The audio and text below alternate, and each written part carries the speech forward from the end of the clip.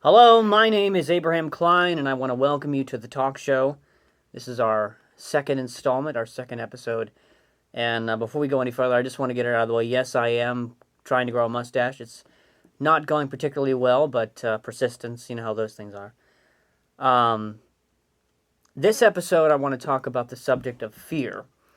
Now, fear is uh, an unfortunate thing. It's something that we all deal with in life, and sadly can be something that can overtake a person's life. Now, in the first episode, I talked about life changes and how life can change very instantly, very quickly. And I can honestly say it is not uncommon for something like that to happen, a life change in a negative way. Obviously, if things happen in a positive way, maybe we'll not be quite as fearful, maybe a bit more optimistic. Um, but if life changes obviously in a negative way, whether it be due to our health or through an accident or some financial uh, problem or a relationship that has been destroyed or whatever it might be, um, it's very easy for us to develop a spirit of fear.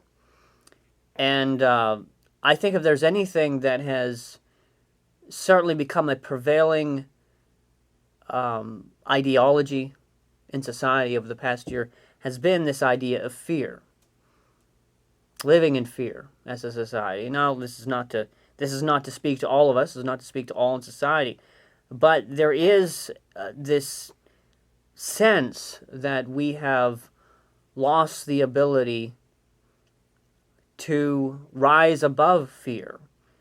And of course, if you made it through this past year and are making attempts to live your life, then I would say in many ways that we've tried to do our best to overcome it. But again, it is certainly something that is a prevailing problem, and it's certainly not something that is healthy, in my opinion, and by what I believe religiously. I am obviously a Christian, and fear is something the Bible speaks a lot about fear. Fear brings torment. Fear is something that prevents us from doing things. The Bible talks about bringing a snare. Now, again, this is the talk show is not a religious show, but as I said before, it's like the Chick-fil-A of podcasts. It's not a Christian program, but the host is a Christian. Chick-fil-A is not a Christian company, but it's owned by a Christian. So, there you go. I want to start off this program by reading an article. It was a CBS affiliate out of Chicago, and came out April 3rd of this year. It said, almost died, the title is Almost Died Three Times, 25-year-old COVID survivor Jason Barbosa sends warning after severe recovery complications. Now, again, this is someone whose life changed very drastically, as we'll see as we read through this article. And I know from personal experience that it is very easy to go through something like this and become hesitant. Again, there's nothing. It's natural, I guess you could say. It would be the natural thing to do to go through a traumatic experience and automatically assume that something's going to happen, that something bad is going to happen, that maybe it's going to happen again, or maybe something worse will happen. And if it comes to relationships, that you can't trust somebody and you can't trust people anymore, or whatever the problem is, you begin to have doubts, and obviously that tends to elicit fear. Now, again, I want to say, much like I did with the prerequisite about my mustache, that this is not to bash science or bash scientists or doctors or anybody of that nature. It is more or less coming from the perspective of one who has had to heal on multiple occasions. I've been through a lot physically in my short 30 years of life. I've been through several surgeries.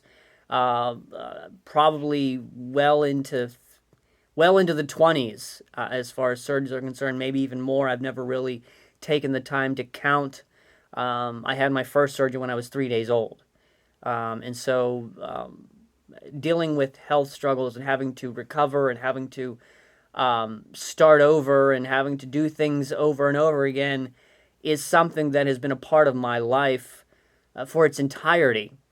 And so, as hopefully, as we are hopefully getting toward the end of what has been an ongoing crisis, perhaps we can try to heal and move on and not stay in the place that we have been in for the past year and counting. Now, again, this is the article. It's called Almost Died 3 Times. 25-year-old COVID survivor Jason Barbosa sends warning after severe recovery complications. It begins by saying at just age 25, Jason Barbosa knows what it's like to live and to nearly die. He survived COVID-19 and his journey is far from over. And again, this was in April. At the time of this recording, it is sometime into the month of May. And so I certainly hope his recovery is going well. I don't know this gentleman, don't even know what he looks like. If there was a picture of him, I don't remember seeing it in the article. But I hope he's doing well, for sure. It says, with a new surge in COVID cases, Jason has a message. He says, COVID is still a deadly threat, and we all must take it seriously. It was the scariest thing ever that has ever happened to me, he said. Barbosa was used to being fit, a young husband and father, and he was active and full of life. All of that changed last May. Now, that again goes back to what I was talking about in the last episode about how life can change. And for this young man, 25 years old, just 5 years my junior, his life changed very drastically last May. That would have been, I'm guessing, May of 2020. And he says it was a Tuesday, quoting him, I still went to work that night for an hour, but I was really, really sick, he said. I just couldn't breathe no more. And that's something that I, again, because I'm going to be referring to an incident, an episode in my own life, which is similar to what this is. I'm not comparing it directly to the COVID-19 crisis, but it was also a life-threatening, nearly life-ending experience with pneumonia.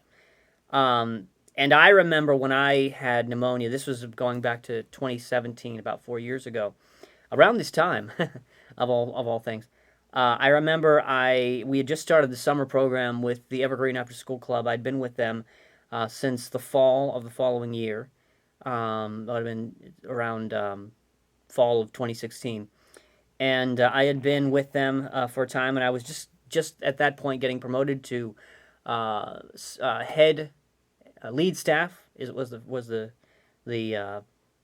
position, and I was very excited. There was a lot of good things going on, but I remember I got like a sore throat, and then that developed into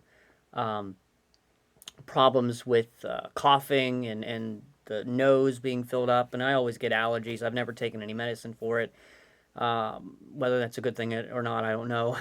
But I ended up, getting a really bad cough, lots of congestion, and I should have gone to the doctors right away. I mean, I was a dialysis patient at that time. By the grace of God, I'm not on dialysis at the moment. I do have a kidney. I've had it now for almost a year.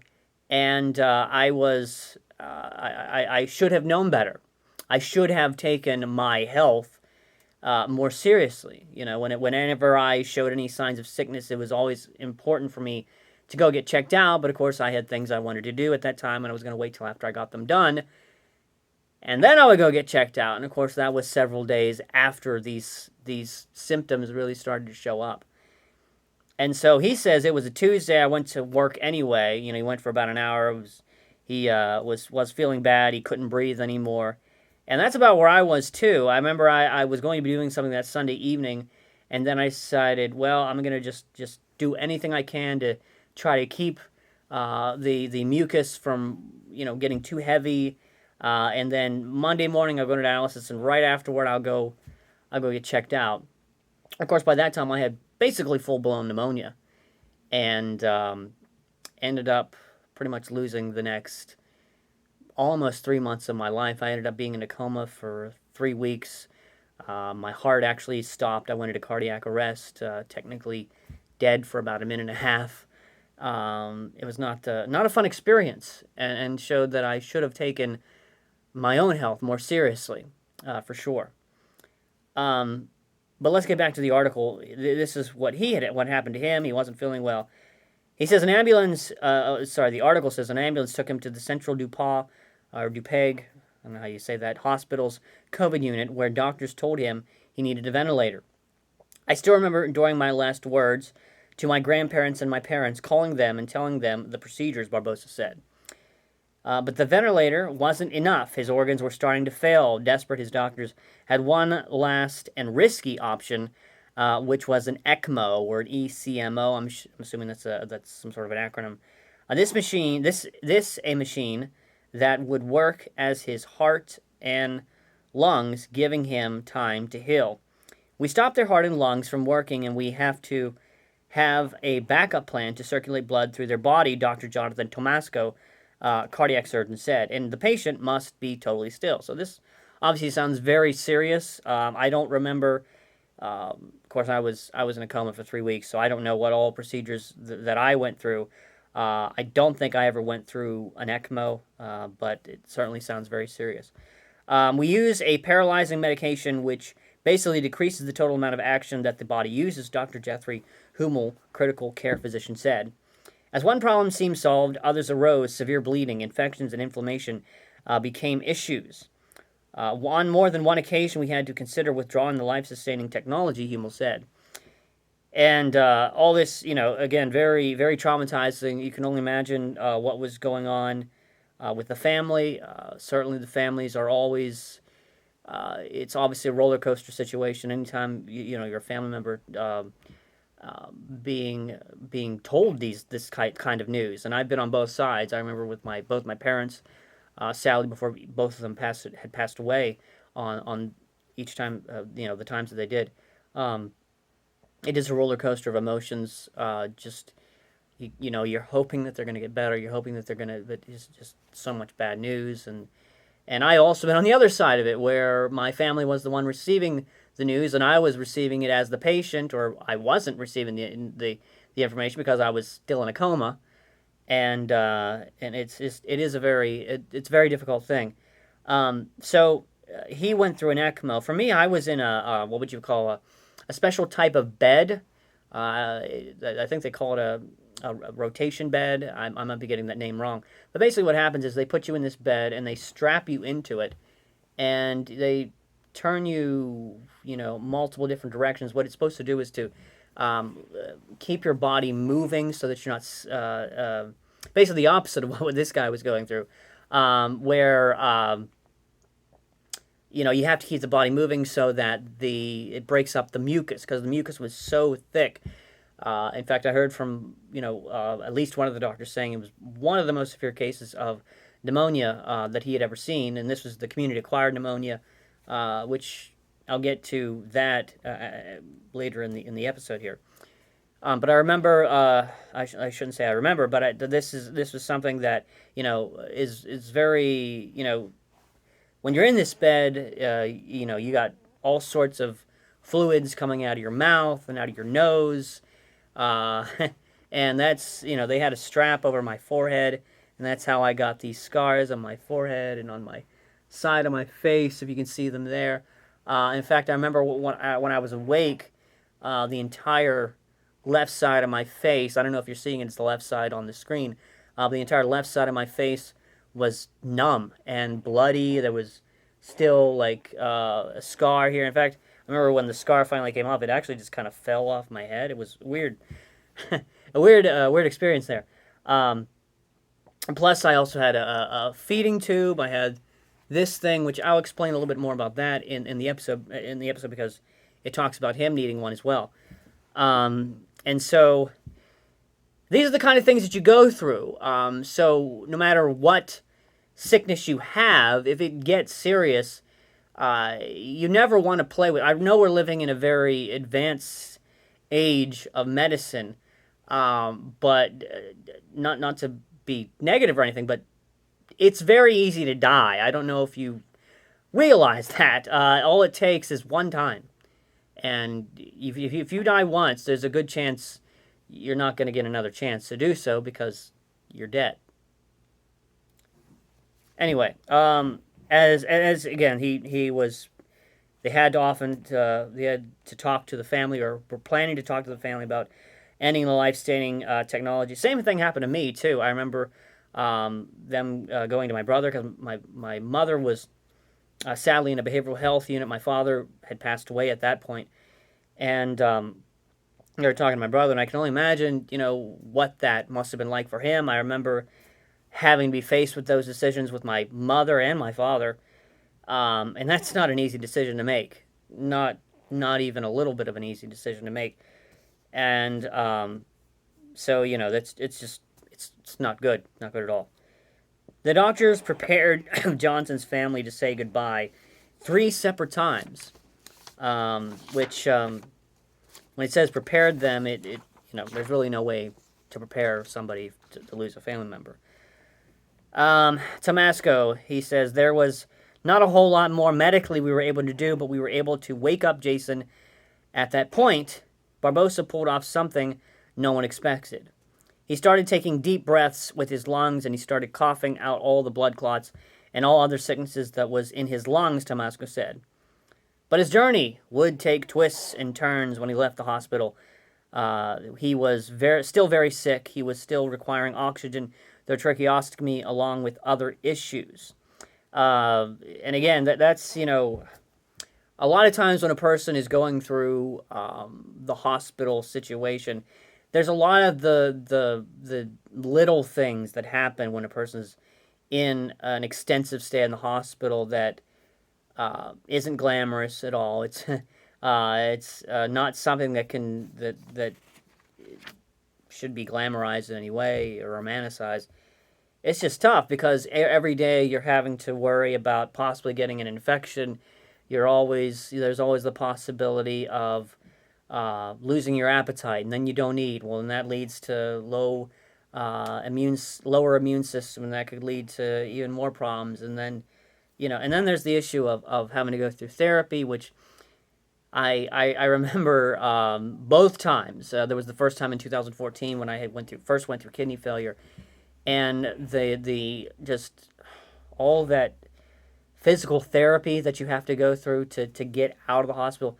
I hated it. I absolutely hated it. I remember anytime I would see the people that would do that were my physical therapists coming by to take me up, and sometimes it would be right after dialysis, or sometimes we would schedule it to where it was before dialysis. In either way, I was going to end up tired anyway because I would get really tired from my my physical therapy and then have to go get my blood pumped through a machine for 3 hours. Actually, at that point, I think it was still 3.5 to 4 hours. And it was just not fun. And just having to do those little repetitious things. And, you remember, and you're remembering when you were feeling so much younger. And, well, I was still young, but still feeling so much more strength. And you're like, I'm struggling lifting these 2-pound dumbbells. And you just feel like it's going to go on forever, and it just feels, in some ways, I've got to walk up 3 steps and then walk down those 3 steps, and it's difficult. It almost feels, I don't know, but at the same time, you're like, I walked up 3 steps! So, I don't know, you go through so many emotions during that time. And he mentioned about the tracheostomy, so just to give you just a side note on this portion of it. I want to show you a tracheostomy because I'm not going to actually pull my own out and show it to you. That would, first of all, be very difficult. It would be a little bit painful, and also I wouldn't be able to talk without this in here. Well, I could. I would also not be able to talk if I took this off, because if I tried to talk, it wouldn't be very good. So this here is a tracheostomy. This is what they put into me. I don't know. There's different types of trachs. This is the one that I've been most familiar with. And this was a cuff trach. Now what I currently have is a cuffless trach. And there's a difference. The cuffless trachs don't inflate a balloon. There's a balloon in the back. You can see there's like a little balloon here. And when you are, how do I put this? When you need to go to sleep and you need to be put on the ventilator, that's when they take the little suction thingy and they put it over top of it, and it just basically pumps oxygen straight into the lungs. But in order to do that, they have to inflate this cuff. Okay, so they take this thing, they put it into your throat. Okay, and if the cuff or the balloon basically is empty, then you can talk as long as there's a cap on, as long as there's something like that, and you have the physical strength to be able to get the oxygen up through your voice box and out your mouth. That's why you know, like EMTs and stuff like that say, well, if you're talking, you're breathing, because it takes lung capacity to get it up through your lungs to get the words out to say I can't breathe. You know, you may be struggling to breathe, but if you can get the words out, you're still breathing. So anyway, let's get back to this. So when you need to go to sleep and get the ventilator on, what they then do is they inflate this. And I don't have a syringe with me. So what they then do is they put the syringe at the end, and they you know, push the syringe, and that fills up the balloon. And what that does is it blocks the air from going out of your mouth, out your nose, and that way air doesn't escape, and then all the oxygen then goes into your lungs. But of course, when that happens, you can't talk because you can't go up to the voice box and out your mouth and all that good stuff. And so it's a weird little thing. There's this other thing too that they have. I have an actual cap on.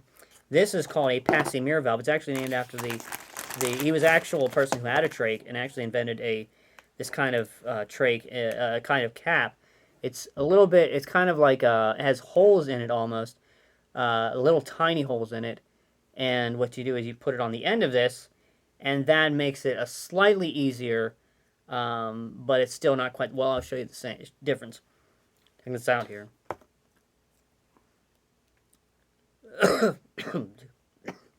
So when I put the Passy-Muir valve on, well, maybe I don't know if the sound translates through the video thing here.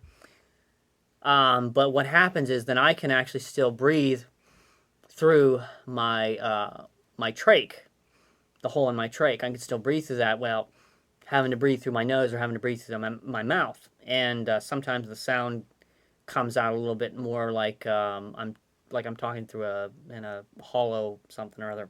So take that off now. And put the other one back on.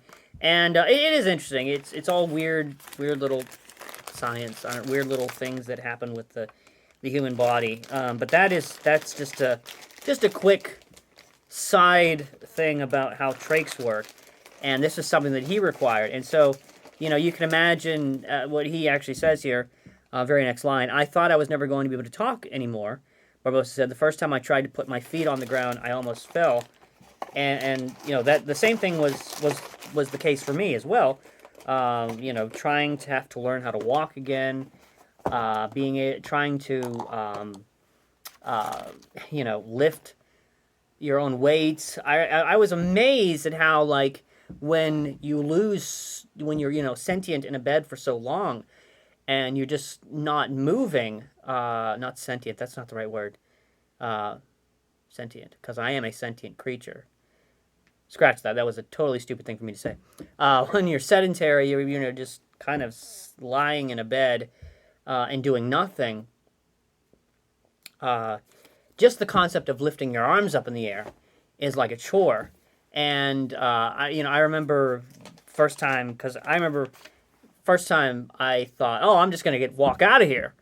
You know, it's like get the people that do that physical training and have them get me out of bed. Well, at that point, I had just got out of my first coma, And I thought for sure they're going to put me on the ground and I'll be able to stand, and it was nearly impossible for me to stand.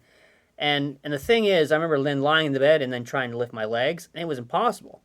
The thing is, when you try to lift your leg and you can't, it's like trying to do an equation and failing to solve an equation. It's like the idea of like, all right, now finger lift, and you're just trying to lift and you just can't. And the same thing with like your legs or any other part of your body. When it just doesn't work, it's just so frustrating. And it's like staring at an algebraic equation, which, if you've ever heard me talk about me going through algebra in high school, then maybe algebra was easy for you. It was not for me. I barely passed it. Thankfully, I did, and I was able to, eventually graduate. But that was something that I struggled with, and it's, but the same thing, you get that same feeling when you're trying to like lift your leg or lift your hand or do something, and your body just won't cooperate. It's just a weird sensation. And so, his feeling like he was going to never talk anymore, never going to stand anymore. But determination is paying off. He's been proud to show his medical team his progress.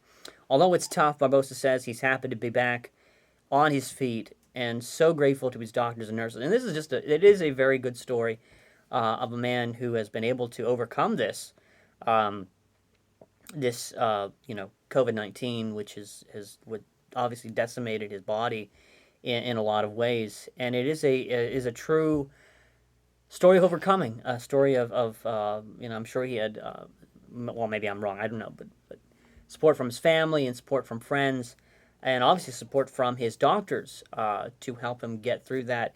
And there's the thing about it is that there's bad nurses out there. I know that sounds sacrilegious today, but there are some bad nurses out there. I'm not gonna lie. If you've been in the hospital as often as I have, then you have met I've met the bad nurses, and then there's some who don't care, but then there's a lot of good nurses who, despite the fact that it's a job, also have an amazing ability to care for people.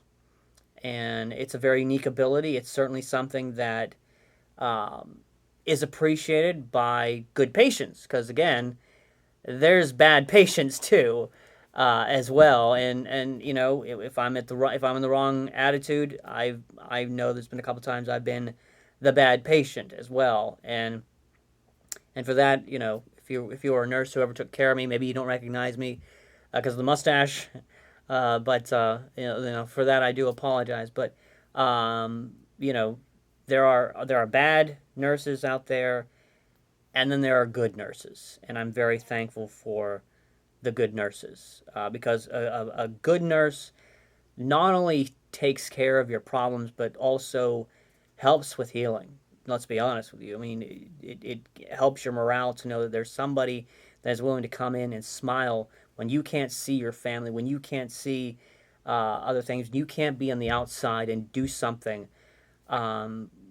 The things that you would love to do. It is so refreshing to know that there's somebody that, even though it's their job, they're willing to come in and smile and be nice. It's so nice. And to the contrary, when you don't have a good nurse, it's scary. I remember I had a nurse at one point who I had to look at the clock and be careful, because if I happen to have another need within like a 2-hour span, she would be like, what is wrong with you? Why are you always asking me for help? Because I was still at that point where I needed help for anything. If I had to go to the bathroom, if I needed to turn a little bit, if I was getting bed sores or discomfort in any way, I was always needing help, and I needed to have that call bell right next to me. And that's the whole idea of fearing that you're going to lose the cowbell. The call bell is an entirely different thing. I remember having nightmares about losing the call bell. And those kind of nurses can make your life a living nightmare. And so never take for granted a good nurse. because sadly there are some bad apples out there. And, that's not to paint nurses in general that way. Never try to just look at one group of bad and focus on them and say, well, that must be the way all nurses are. That's not true. There's obviously very good nurses. There's been some that have done just an amazing job. There was one nurse in particular I remember, who, even though it wasn't her job, when I would remember being very sad because I wasn't able to go through therapy and I felt like I was going to relapse, because I had been sent back to the hospital from the transitional care unit, and she was willing to come in and like put me in a chair and like pick me up and help me stand for a few minutes just so I was staying in practice. And that's an example of an absolute great nurse. I don't remember her name. I don't remember who she is. If she ever sees this, I hope she does know that I'm so grateful for that time. It would have been back in like early 2015, late 2014. And a patient, you know, you just don't forget kindness like that. And, I'm always thankful for good nurses. And again, this is a very good example here of a man who's come through this and has done well. And thankfully, I hope he's doing well today. I hope that his life has improved. I hope he's, back to normal. And at the end here is, I think, where they get to the point of what they're trying to make. They've told this story of what this gentleman has been through, and then they finish it with, well, the invitation, if you will. Should I use the term invitation? It sounds a bit too much like church. The end with the lesson, the moral of the story. A lot of people aren't taking COVID seriously. They think it's a joke. It's a little flu, but it took me down. It took my organs down, he said. I almost died 3 times. They should really take this serious, take care of themselves. Now, again, this is true. You should take care of yourself. You should obviously take COVID-19 seriously. Now, the one thing I've taken a little bit of issue with when it comes to people talking about this issue is the fact that, well, some people who say it's just the flu, and other people who say, oh no, it's not just the flu, it's much worse, and which in May, I don't know. The thing is, you can die from the flu. People that are saying, oh, we have a vaccine for the flu, we have a vaccine for pneumonia. Well, the truth is, despite the fact that we have a vaccine for the flu and we have a vaccine for pneumonia, you can still die from both. In fact, a lot of times, even even worse than flu in my opinion, and COVID in my opinion, is the fact that a lot of people that get COVID-19 and get the flu often develop pneumonia, and ultimately die from pneumonia. In fact, if you go back and you study about the original Spanish flu, the original outbreak of the influenza epidemic, or pandemic, I should say, from back, 1918 through 1920, was that most of the people that got it, in fact, my great-grandmother, on her death certificate, it says that she got the flu, the influenza, and she passed away in 1919, in case you get the connection there. She passed away in 1919, and she started out with influenza, developed pneumonia, and then passed away. And that was the case in a lot of people. And I've seen it. I've heard of the same thing being the case for people with the COVID-19 pandemic, is that they develop the COVID-19 virus and eventually succumb to pneumonia, and that's what killed them. So never look at the terms like the flu or pneumonia as somehow being little things. You can die from both. You can die from both. And in fact, I almost did. That's how I got these scars. That's how I got these problems. And again, so I don't know where this man is now. This happened back about a year ago, according to this article, for this gentleman to go through this. So I don't know where he's at. Again, I hope he's doing very well. I hope he's healthy. I hope he has, a long and prosperous life. But I can relate to him making this plea to people to be serious. And as one who is immunocompromised, as one who has almost died on several occasions, I would make the same plea too. But I would not say to live in fear, because that unfortunately is the message that so many in media and in politics and even some that you meet are promoting, is this idea of living in fear. Because it's important, yes, that we take precautions. I would say that for anything, whether it be the flu. If for some reason, if I had have come out and been hysterical about getting pneumonia back in 2017, I might have been told, well, get over yourself. But now that we actually have a virus that has affected the world, suddenly now it's taken more seriously. So let's go back to the story there. I got pneumonia, and I remember I got out of the hospital. And I remember my first time going back to work, and I was petrified to go back to work. Okay, so again, going with what we've gone through for the past year, I remember feeling petrified to go back to work. I remember my first day back and feeling and looking around like I could just see the germs in the air. I was going back to the germ factory that originally infected me, and I was going to now be susceptible to something else. At any moment, the boogeyman, the pneumonia virus, or the flu, or something else was going to get me and take me down.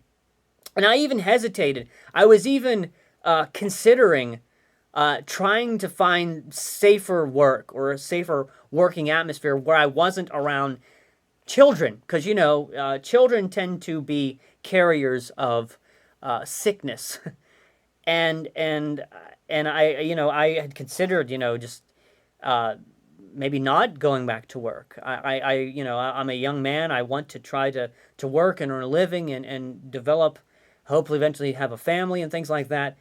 But I was seriously petrified. I keep using the term petrified because I guess I can't really think of another word. Sometimes words escape me, sadly. But I was feeling very petrified of getting sick. And I had to make a decision in my life. Was I going to live in the fear of that? Or was I going to live my life with the understanding that it could happen, but live life anyway? Now, again, at the time that I'm doing this recording, recently there was the mask mandate, for the most part, for those of us who have been vaccinated, don't have to wear masks anymore, for the most part. I know if it's I think it's a government building or a hospital building, or if it's a place where they still require you to wear masks, you still have to wear masks. But I hope as we get past this chapter, and I hope it's just a chapter, I hope it's not a volume series, but as we get past this chapter, please let us try to not become bound by what has happened, but may it give us a sense of resilience from what we have been through, and realize that we have been through a lot in this past year collectively. We have seen friends that have passed away. We have seen friends whose businesses have failed. We've seen friends who have, who maybe a year or so ago didn't take any kind of precautions, and now are living a feeling of isolation from the rest of the world. And I think it's important that we, as we should, as people, historically have risen above it, adapted, overcome, and moved forward. Now again, we should always live as though another catastrophe should happen, in the sense that we should always be prepared. It's escaping me, and I might even be butchering the quote itself, but it was stated that in the times of peace, those are the times that you prepare for battle. That's when you prepare for the crisis. That's when you prepare for what could happen. You don't wait for a crisis to happen, and then all of a sudden, oh man, now I got to take my vitamins. Now I got to start living healthy. Now I got to start washing my hands. But either way, always live with a feeling of cautiousness. Cautiousness is not cowardice, but overcaution is not virtue either. Now, one of the things, it's interesting because we literally shut the world down last year, and nobody would admit that they were afraid of the virus. Everybody that you would say, why are you taking it so extreme? Because there would be some people, who just wouldn't go anywhere.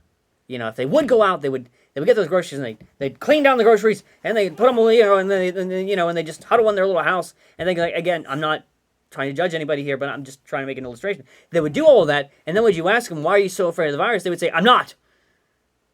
I'm afraid of what I could do to somebody else. See, I'm the virtuous one. I almost, as an immunocompromised person, I felt almost like I was being patronized. Oh, you care so much. Okay. And I'm not, here to judge people's motives of what they're doing, but at the same time, it's okay if you were afraid of it. Just admit it if you were.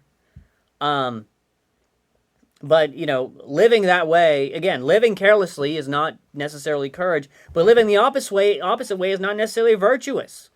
There has to be a middle ground where we understand the risks, where we understand what could possibly happen, and understand that we should live cautiously, but also live. I'm reminded of an example recently. It wasn't recently, actually. It was probably a couple years now.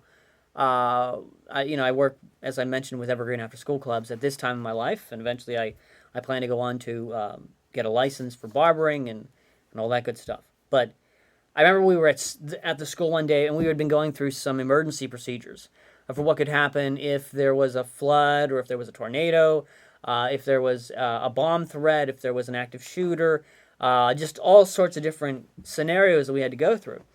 And I remember, what if there's a tornado and a bomb threat? What if there's a flood and an active shooter? What if there's a flood, an active shooter, a bomb threat, an earthquake, or an eruption of a volcano? Hail the size of minivans starts falling from the sky. There's a sharknado, and fire flinging, and just everything just going kaput. Eventually we had to come to the conclusion, well, we're going to do the best we can, but if just everything happens, I guess we're just going to die. And because the truth is, you can't prepare for everything. We can do the best we can to prepare, but nothing is a sure bet.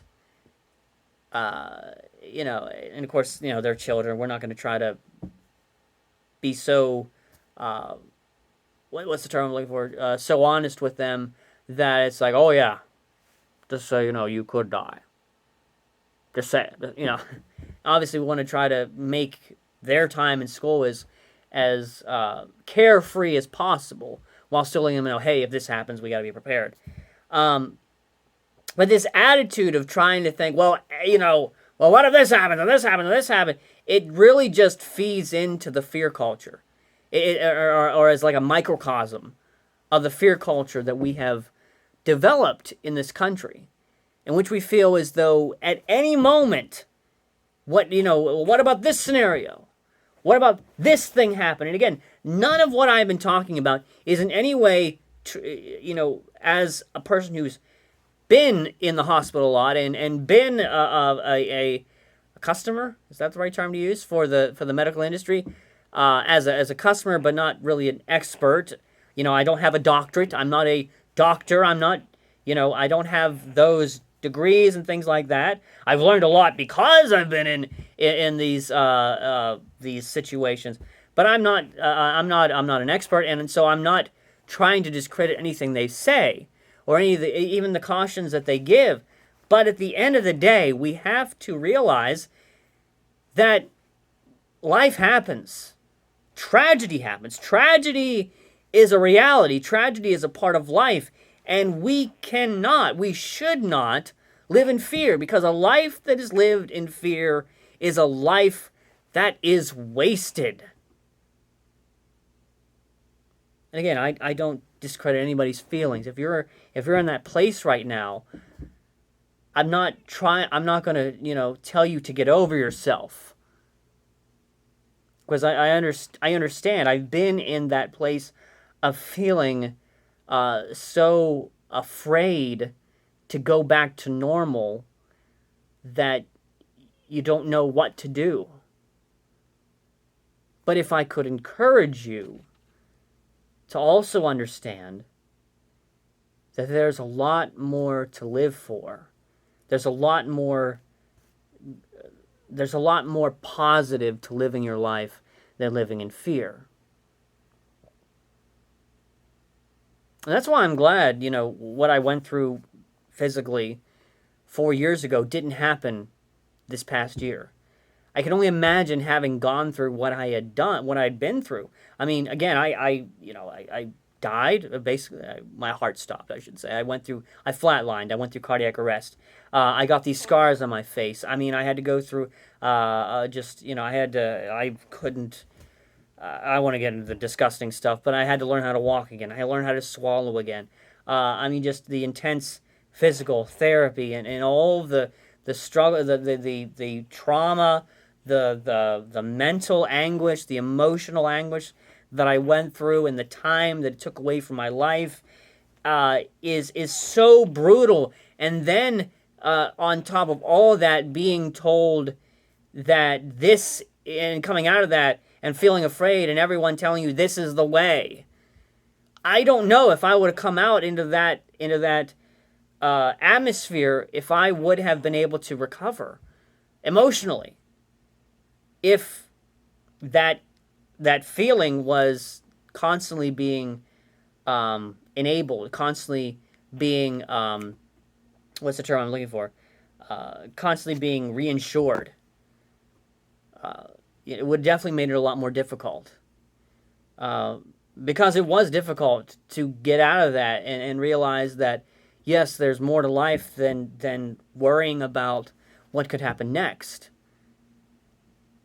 And I do contribute a lot of that to thankfully having a good church family and having having a relationship with the Lord Jesus Christ and things like that, and just having good friends all around that were able to support me. But I remember even my pastor at one point, when he saw me, in the dumps, basically almost frustrated, saying, you have to find a reason to go on. You can't stay in this place. I often call it the dark place. You can't stay in that dark place of fear and trembling and worry about tomorrow and what could happen and what's lurking outside, or what might be lurking just outside my door, and coming to the realization that tragedy is a part of life, and that yes, there are bad things that could happen, but there's so much more to life than just living in fear. And again, I say that a life lived in fear is a life that is wasted. And I don't want to live that way. I have been there. It's not a good place to be. It's not a healthy place to be. It prevents, it cripples. Emotionally it cripples. In many ways, physically it cripples. And so I hope if you're out there today and you are watching this and you are living in that fear, again, know that I am not discrediting how you feel. Okay, those emotions, those feelings that you're having are legitimate, if nothing else, to you. And just telling you to get over it is not the solution. At least it's not an easy solution to overcome. But you have to be willing to take those baby steps to get past it. Maybe today you're not ready to go without a mask. That's fine. That's fine. Even if you're fully vaccinated and you don't feel ready to go without a mask, that's fine.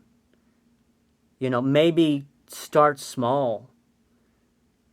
Look at yourself in the mirror without a mask. Or maybe just walk outside for 5 minutes without a mask. Do something. Take those baby steps. Because if you're in that state of petrified fear, it takes those baby steps. It takes those little steps of getting beyond the fear and into a much better place. Because that's ultimately what we need. Is to get beyond this, to rise above what is causing us the pain, and ultimately become victorious. And I've said it now, I think 2 times now. A life that is lived in fear is a life that is wasted. And I understand, I've lived in fear before. I've been there, and that's not to say that I won't be there again. Life has a way of bringing situations that cause us to question our decisions that we've made in the past. And so that's not even to say that I, myself, will not be in the same place again. I hope I'm not. I hope that is something that no matter what happens, I can continue to stay persistent. But it's important that we overcome fear. As I said in the beginning, fear brings torment. Fear is like a trap. It traps us and it keeps us from doing the things that are good for us, that are good for our families, that are good for our faith, that are good for whatever it is that you're trying to live for. And if I could quote from the Bible again, not everybody that's watching this may even be a Christian or even religious. But the Word of God tells us in 2 Timothy chapter 1 and verse number 7, "For God hath not given us the spirit of fear, but of power and of love and of a sound mind." What that is saying is that if we are living in the spirit of fear, we lose power. We lose the ability to truly love, because perfect love casteth out fear, and a sound mind. A sound mind, a mind that is peaceful, a mind that is at peace, a mind that is thinking clearly. That's why they say when you get angry, that's why they often say you're mad. Because to be mad, you're not in your right state of mind. When you're living in fear, you're not living in a right state of mind. And that's why it's important, no matter what happens, there has to be a time of healing. There has to be a time to overcome. And I hope that we are in that place collectively as a society, to where we are no longer petrified and crippled by this thing of fear, and that now we hopefully will live more cautiously when it comes to things like viruses and washing our hands. Goodness, folks, I hope you were washing your hands before the pandemic. But the idea of yes, washing your hands, and making sure that if you start having symptoms of something, maybe go get checked if you can. I understand not everybody has health insurance, but if you can, try to find some way. You find out what kind of things you can do to mitigate health issues or health problems, or getting a virus or getting a sickness. You got to do what you can. You've got to work to try to prevent it. But don't live in fear of it. Don't live in fear of what could happen. Don't live in fear of the unknown. The unknown is just simply that. It's unknown, and although we should definitely have a reverence and a respect for what could happen, we certainly should not fear it. And so that's our episode for today. I believe we've gone almost 55 minutes now, and it's been a bit long of an episode. I usually try to keep these around a half hour, 45 minutes. But I certainly hope that we have tried to think about this concept of fear, because fear is it's just an awful thing. It's not a healthy way to live. Living in fear, allowing the experience to control you, because that's what happens if you've been through a traumatic experience and not doing at least the best you can to overcome that, is allowing that problem to win. No matter what it is, whether if it's a sickness, or if it's a relationship that has gone wrong, if it is a financial problem that's gone wrong, if it's an injustice that has happened in your life, if it is anything, living in fear is what continues to allow that thing to defeat you. That is what allows the enemy, whatever it might be in your life, to continue to have the victory. And so again, I hope this has been helpful. I hope this story of this gentleman, of what he's been through, and what I've been able to share of my own experience has been helpful. I don't have all the answers.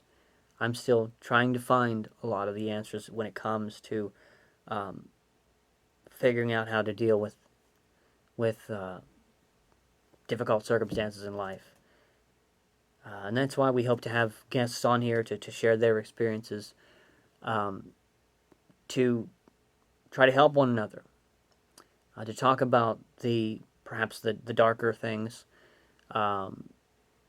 but also at the same time being inspirational and being helpful to one another, to try to maybe, when you're going through something down the road, you can remember something that was said on this podcast or another podcast through one of our guests, and remember that you can get through. You can make it. It's possible. Nobody that has made it through any of these type of situations is any more special than you. I am in no way more special than you when it comes to overcoming a sickness or a loss or a tragedy or something like that. By no means am I any more special or better equipped than you are. And so I hope that what you're going through, whatever you may be going through, that keep going. Don't quit. Don't live in fear. And that's all we have for today. We hope you'll join us again for our third installment, whenever that is. We'll try to put it out here sometime in the near future. But I want to thank you for watching and for listening, and I hope you have a great day.